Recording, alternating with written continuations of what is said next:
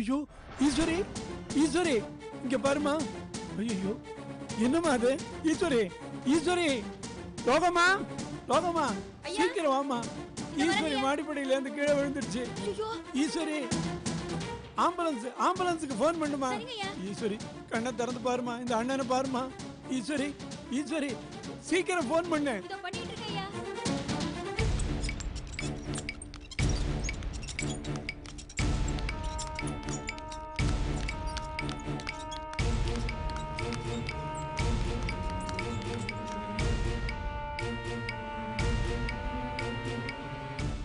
Immediate emergency ward கொண்டு போங்க. Okay doctor.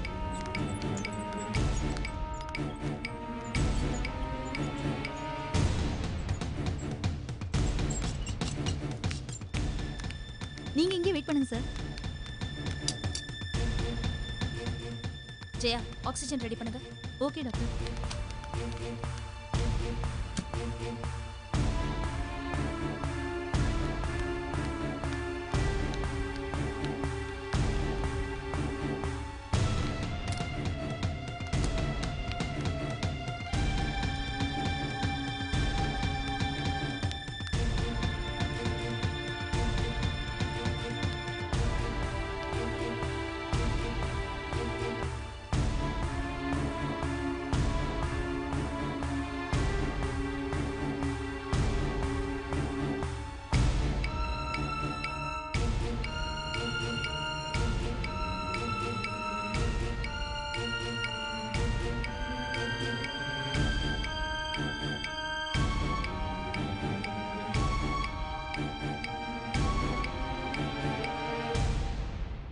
ஒரு ஃபோன் பண்ணிக்கிறேன். பண்ணிக்கோங்க சார்.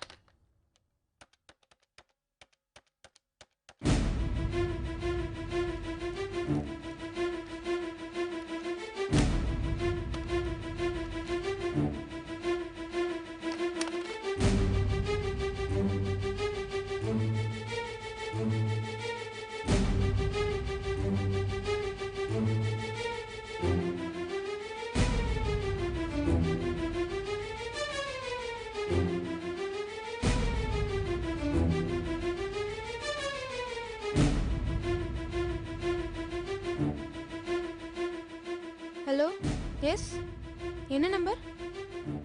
சொல்கிறேன்.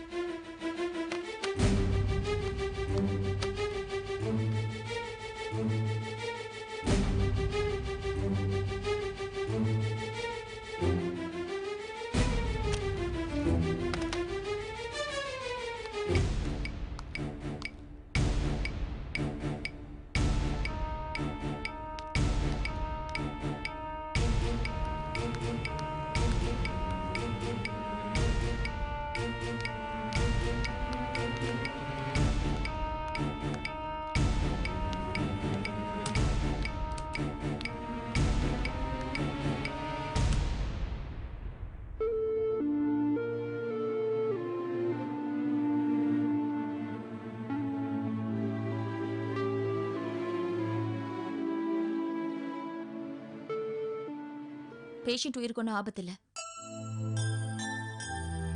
இன்னும் ஹாஃப் அன் ஹவர்ல கான்ஷியஸ் வந்துடும். பேஷண்டோட பழைய மெடிக்கல் ரிப்போர்ட்ஸ் இருந்தா அவங்க ஹஸ்பண்ட் ஃபோன் பண்ணி கொண்டு வர சொல்லுங்க. சிஸ்டர் நான் பேஷண்ட்டை பார்க்கலாமா? இன்னும் ஹாஃப் அன் ஹவர் கழிச்சு பார்க்கலாம்.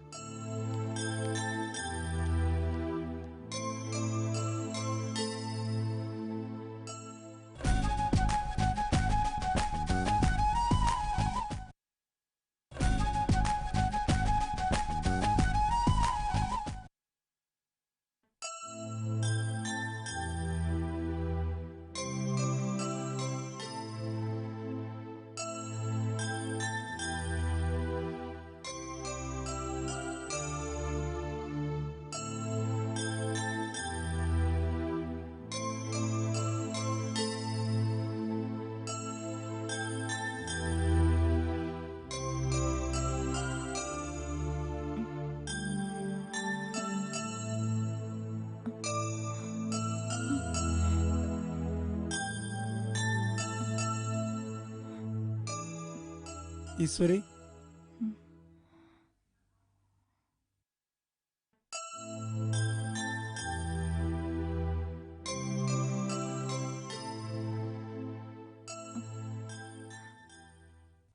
அவர் எங்க இப்ப?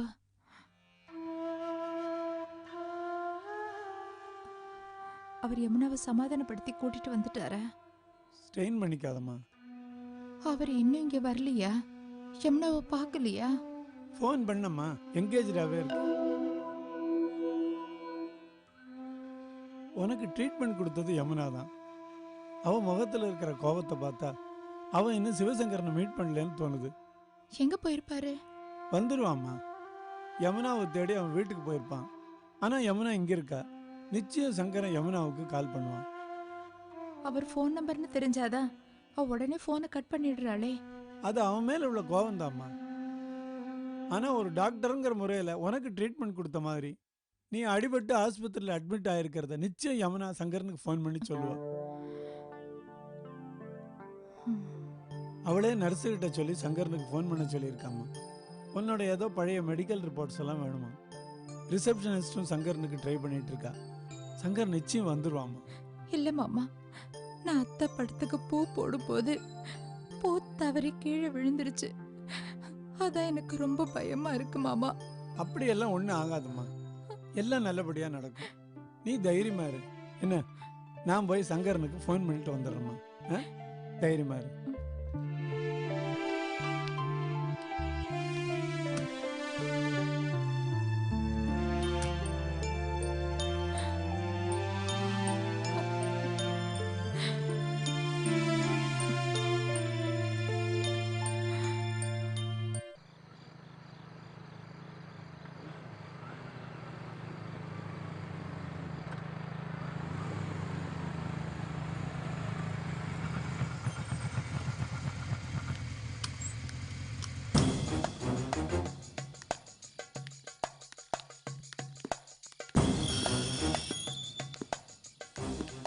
என்ன பசுபதி, மேட்ரு முடிஞ்சு போச்சுன்னா ரிலாக்ஸ் ஆகிட்டியா? அந்த பேலன்ஸை கொடுத்தேன்னா அண்ணன்ட்ட கொடுத்துருவேன். இந்தாண்ணே, ரொம்ப தேங்க்ஸ்ண்ணே. தேங்க்யூ. எந்த பிரச்சனையாக இருந்தாலும் நம்மகிட்ட சொல்லுங்க. மேட்டரை கச்சிதமாக முடிச்சிடுறோம். இந்த மேட்டர் எப்படி முடிச்சோம் பார்த்தீங்களா? எதுவாக இருந்தாலும் வருவேண்ணே. தேங்க்யூ. பாய். வரும்பா.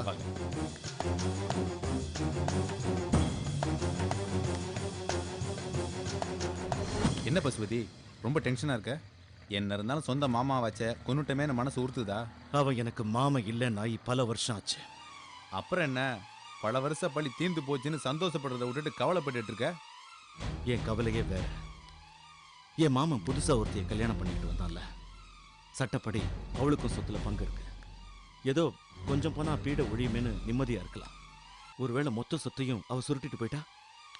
எப்படிடா போவா? நியாயமா பார்த்தா அப்பா சொத்து பிள்ளைங்களுக்கு தானே சொந்தம். இல்ல ராஜு, என் மாமன் 2வது கல்யாணம் பண்ண உடனே யமுனா பிரிஞ்சு போயிட்டா. கிரிஜா மதுரையில் இருக்கா. இவங்களுக்கு தெரியாம இவ ஏதாவது தில்லுமுல்லு பண்ணி சொத்தை முழுங்கிட்டா? இதை பாரு பசுபதி, இது வரைக்கும் உன் மாமன் செத்து போன விஷயம் யாருக்கும் தெரியாது. காலையில் வீட்டை விட்டு போனவர் எங்கே போனாருன்னு தான் எல்லாரும் தேடிக்கிட்டு இருப்பாங்க. ஒருவேளை காணலன்னு போலீஸில் கம்ப்ளைண்ட் கொடுத்துருக்கலாம். இப்போ போய் நீ பிரச்சனை பண்ணனா ஓ மேலே தான் சந்தேகம் வரும். ஏற்கனவே உன் மாமனை கொள்றதுக்கு அந்த ஆள் வீட்டுக்கு போயிருக்க. இன்னொரு முறை அந்த வீட்டு வேலைக்காரிட்ட உன் மாமனை பற்றி விசாரிச்சிருக்கிற. இதெல்லாம் வச்சு நீ தான் உன் மாமனை என்னமோ பண்ணியிருக்கன்னு போலீஸ் உண்மையை கண்டுபிடிச்சிருவாங்க.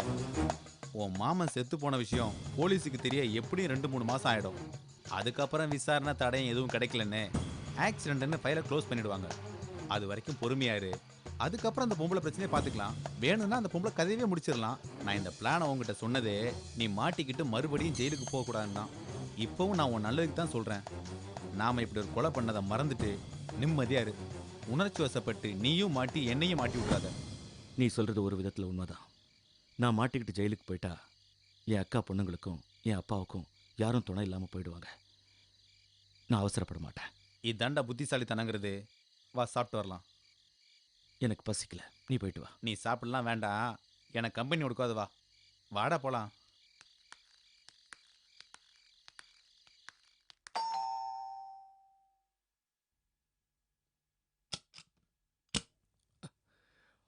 அடடே, வாங்க சம்மதி, வாங்க. வணக்கம்.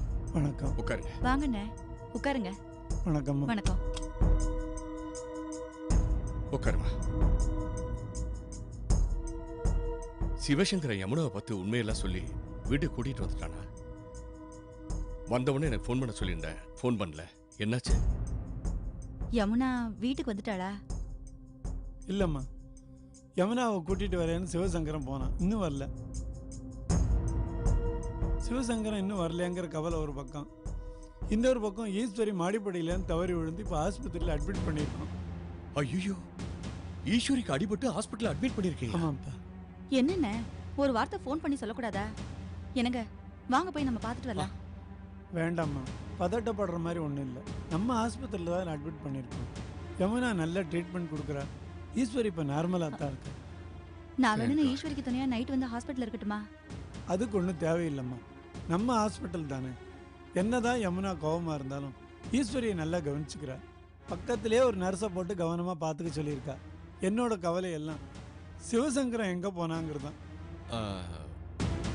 அவனோட செல்லுக்கு ட்ரை பண்ணி பார்த்தீங்க? நான் ட்ரை பண்ணி பார்த்தேனே, செல் ஆஃப் பண்ணி வச்சுருக்காங்க. ஹாஸ்பிட்டல்ல இருந்து ஈஸ்வரியோட பழைய மெடிக்கல் ரிப்போர்ட்ஸ் எல்லாம் வேணும்னு ஜிஹெச்சுக்கு ஃபோன் பண்ணியிருக்காங்க. அங்கேயும் அவன் வரலையாமே. எனக்கு என்ன பண்ணுறதுன்னே தெரியலப்பா.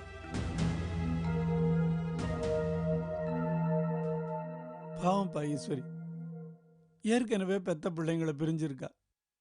இப்போ சிவசங்கரனை காணுமேங்கிற வேதனை வேற, உடம்பு நிலைமை வேற. பாவம் சரியில்லை, மனவேதனையும் சேர்ந்துக்குச்சு. ரொம்ப பரிதாபமா இருக்குப்பா.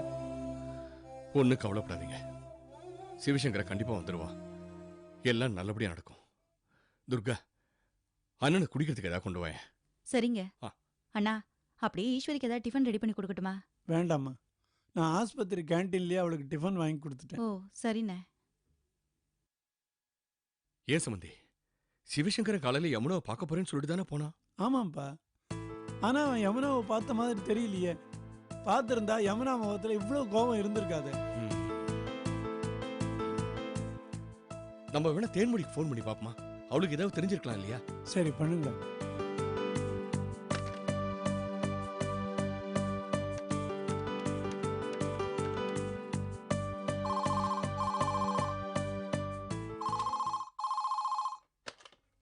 Hello hello hello.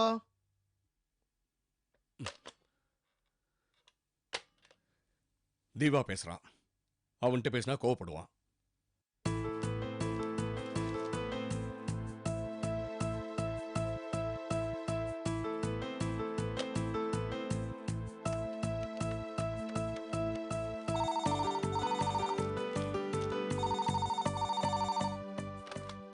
ஹலோ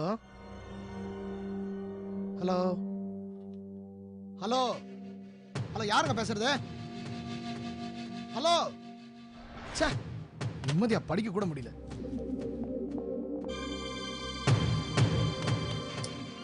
மறுபடியும் திவாகர் தான் எடுக்கிறான். இன்னொரு தரம் ட்ரை பண்ணி பாருங்களேன்.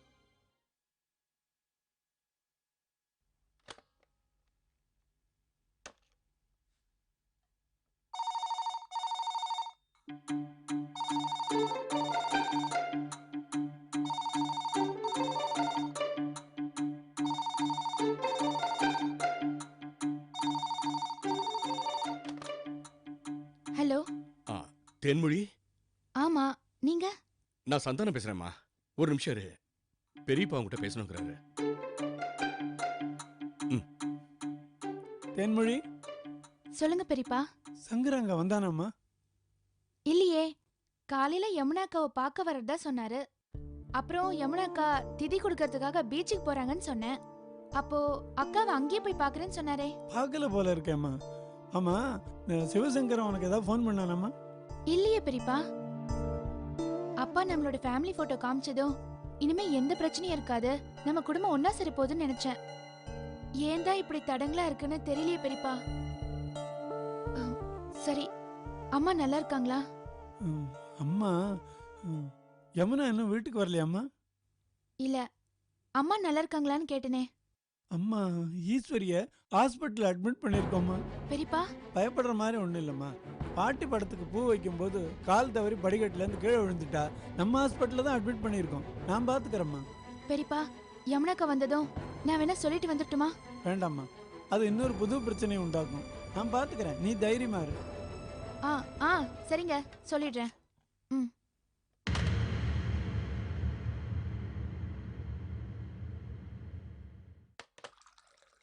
யார் ஃபோன்ல? அது வந்து அக்கா கிட்ட தான் ஃபோன் பண்ணாங்க. அதுக்கே உன் முகலாம் ஒரு மாதிரி இருக்கு. ஆ, அதெல்லாம் ஒண்ணும் இல்லையே. என்ன திவா? இல்லக்கா ஏதோ ஃபோன் வந்தது, யாருன்னு தெரியல. அக்கா வந்துட்டாங்களே, சொல்லு. ஆ, உங்களை கேட்டாங்க, இன்னும் வரலன்னு சொன்னேன். யாருன்னு தெரியல, பேரை கேட்டேன், உங்ககிட்டயே பேசிக்கிறேன்னு சொல்லிட்டாங்க. சரி தென்மொழி, இனிமே யாராச்சும் ஃபோன் பண்ணா டீடைல்ஸ் எல்லாம் கரெக்டா கேட்டு வச்சுக்கோ என்ன?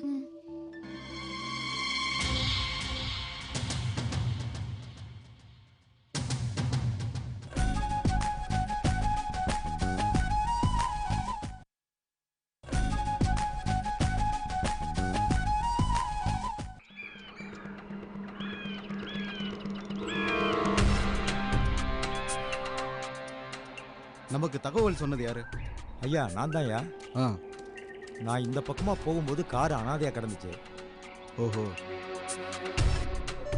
நீங்க பார்க்கும்போது வெளியே ஆளுங்க யாராவது சந்தேகப்படுற மாதிரி இருந்தாங்களா? அப்படி யாரையும் நான் பார்க்கலையா. மிஸ்டர் அகஸ்டின், ஏதாவது எவிடன்ஸ் கிடைச்சிச்சா? சார், இந்த கண்ணாடி வாட்ச் தான் சார் இங்கே கிடைச்சது. சீட்டில் பிளட் நிறைய உறைஞ்சிருக்கு சார். அப்படியா? அப்ப இது திட்டமிட்ட கிரைமா தான் இருக்கணும். நீங்க என்ன பண்றீங்க, கிரேனை வர சொல்லி உடனே இந்த காரை வெளியே எடுக்க சொல்லுங்க. எடுத்த உடனே சேஸ் நம்பர் நோட் பண்ணி ஆர்டிஓ ஆஃபீஸுக்கு சொல்லி வண்டியோட ஓனர் யாருன்னு கண்டுபிடிக்கணும். Okay sir. இந்த பள்ளம் ரொம்ப பெருசா? ஆமையா, இந்த பள்ளத்தில் விழுந்தவங்க பொழைச்சதா சரித்திரமே இல்லையா. அதனாலதான் இந்த பள்ளத்துக்கு பேரு சாவு பள்ளம்னு வச்சிருக்கோம்யா. ஓ,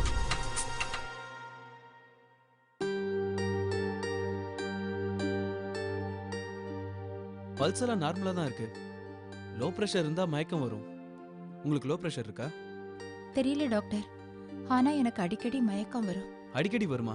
இதுக்கு முன்னாடி எங்கேயாவது ட்ரீட்மெண்ட் எடுத்துக்கிட்டீங்களா? டாக்டர் சிவசங்கரன் தான் ட்ரீட்மெண்ட் கொடுத்தாரு. பழைய ரெக்கார்ட்ஸ் இல்லைன்னா ஃபர்தரா ட்ரீட்மெண்ட் கொடுக்க முடியாது. இல்லைன்னா மறுபடியும் ஃபுல் செக்அப் பண்ணணும். டாக்டர், பழைய ரெக்கார்ட்ஸ் எல்லாம் எங்ககிட்ட இருக்கு. ஓகே, அதை கொண்டு வாங்க, பார்த்துட்டு ட்ரீட்மெண்ட் பண்ணலாம். சரி யமுனா, நான் வரேன். Okay doctor. நேத்தே நான் உங்ககிட்ட சொல்லியிருந்தேன் உங்க ஹஸ்பண்ட் மெடிக்கல் ரிப்போர்ட்ஸ் கொண்டு வர சொல்லி. ஏன் கொண்டு வரல? லைனே கிடைக்கலம்மா. நேத்துக்கு அவன் ஒன்ன பாக்குறதுக்காக தான் வந்தான். அவருக்கு தான் போய் சொல்றது கை வந்த கலையாச்சே. வழக்கமா மெடிக்கல் கேம்ப் இருக்குன்னு போய் சொல்லிட்டு எங்கேயாவது போவாரு. இப்ப எங்க போயிருக்காரோ? சங்கரனை பத்தி மட்டும் தப்பா பேசாதம்மா, அவன் நல்லவன். ஒன்னு அவன் பார்த்திருந்தான்னா உனக்கு அது புரிஞ்சிருக்கும். போதும், இது ஹாஸ்பிட்டல், இவங்க என்னோட பேஷண்ட். எனக்கு வேற எந்த விளக்கமும் சொல்ல வேண்டாம். இப்போ நீங்க வீட்டுக்கு போலாம். உங்க மெடிக்கல் ரிப்போர்ட்ஸ் எல்லாம் கொண்டு வந்தா ஃபர்தரா ட்ரீட்மெண்ட் கொடுக்கலாம்.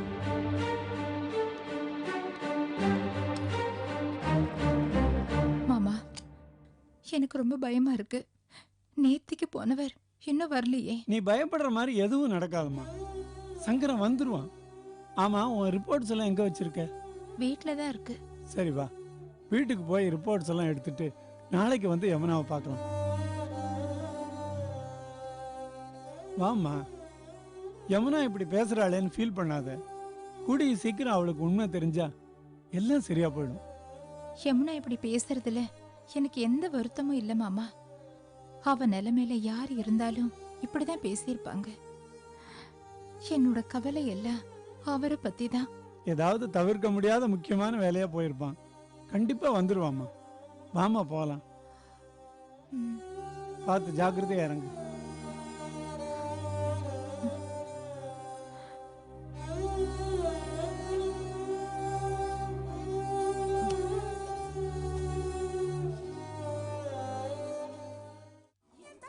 Okay sir.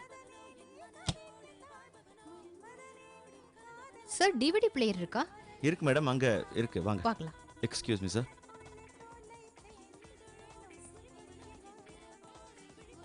இன்னைக்கு மார்க்கெட்ல நிறைய சேல்ஸ் ஆயிட்டு இருக்கிறது இந்த மாடல் தாங்க. இது இல்லாம நிறைய பிராண்ட்ஸ் இருக்கு. இது லேட்டஸ்ட் வெர்ஷனுங்க. இது அதுக்கு முன்னாடி வந்தது. திரிசூல மலையிலிருந்து உருண்ட ஒரு கார் அந்த பகுதியை பரபரப்பாக்கியுள்ளது. இந்த விபத்து திட்டமிட்ட சதியா என்ற கோணத்தில் காவல்துறை தனது விசாரணையை தொடங்கியுள்ளது. இந்த காரை ஓட்டி வந்த நபர் பள்ளத்தாக்கில் விழுந்து இறந்திருக்கலாம் என அஞ்சப்படுகிறது. திட்டமிட்ட சதியா இருந்தால் கூடிய விரைவில் குற்றவாளி பிடிபடுவான் என காவல்துறை வட்டாரம் உறுதி கூறுகிறது. தமிழ்நாடு முழுவதும் சாலை பணியாளர்கள் போராட்டத்தை தொடங்கியுள்ளார்கள். சார், ஹலோ, இந்த டிவிடி பிளேயரை இந்த பில்ல சேர்த்துருங்க. சரிங்க மேடம். ராஜோ, என்ன பசுபதி? இந்த பீஸை குடோன்ல இருந்து எடுத்துட்டு வா.